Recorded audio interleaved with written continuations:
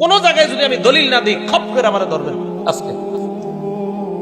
এইগুলো আল্লাহু আকবার বলার দলিল। এবার হইলো হাত কতটুকু উঠাবো, এই তো আচ্ছা মন দিয়ে শোনেন। কানের লতি নামে কোনো শব্দ শুনছেন? কানের লতি আমরা কিন্তু ছোটবেলা থেকে শিখছি কানের লতি বরাবর। টেনশনে বইরা গেলেন আপনারা, হুজুর লতির কথা কই পাইছেন এই প্রশ্ন করেও। লতির কথা এই 391 নম্বর হাদিসের শেষে আছে, মুসলিম শরীফ। হ্যাঁ, এই হাদিসের শেষে আছে। বর্ণনাকারী কাতাদা।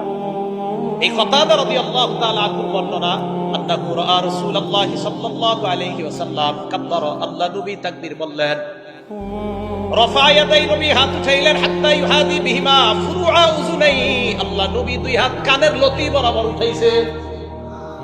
মুসলিম শরীফের 390 নম্বর হাদিস, কাঁধ বরাবর। বলেন কাঁধ কি বরাবর? কাঁধ। 391 নম্বর হাদিসে দুইটা আমল, একটা হলো কান বরাবর আর একটা কানের লতি বরাবর। এখন আসেন, হুজুর কাঁধ পাইলাম, কান পাইলাম, লতি পাইলাম, আপনারা আমার বক্তব্যে শিখান যে দুই হাতের বৃদ্ধাঙ্গুলি লতি বরাবর থাকা, এটা কই পাইছেন? তাহাবী শরীফ 1 নম্বর খন্ড 144 নম্বর পৃষ্ঠা। এই পৃষ্ঠায় আছে রাসূল আকরাম সাল্লাল্লাহু আলাইহি সাল্লাম যখন তাকবীর বলে নামাজ শুরু করতেন, হাত উঠাইতেন। হাত যখন উঠাইতেন তখন রাসূল সাল্লাল্লাহু আলাইহি সাল্লামের হাত্তা ইয়াকুনু ইবহামাহু, নবীর এই দুই বুড়ো আঙ্গুল মুবারক করিবা মিন শাহতাই উযুনাই, কানের লতি বরাবর আসতো। এখন আসেন, এখন প্রশ্ন হলো হুজুর কাঁধ মানবো না কান মানবো না লতি মানবো? এটা হলো প্রশ্ন।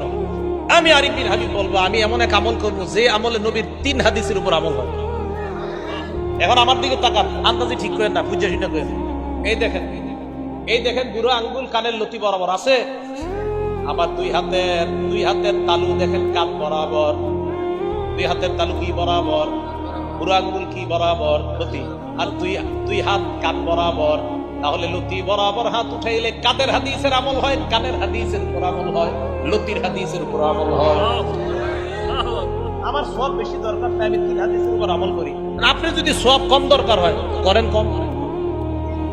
আমার যদি কেউ বলেন হুজুর আপনি এটা কেন করেন, আমার সব বেশি দরকার তাই এটা করি, এটার নামই হানাফি মাযহাব। এটার নাম কি মাযহাব? হানাফি মাযহাব। এটা মনে করে নতুন ধর্ম।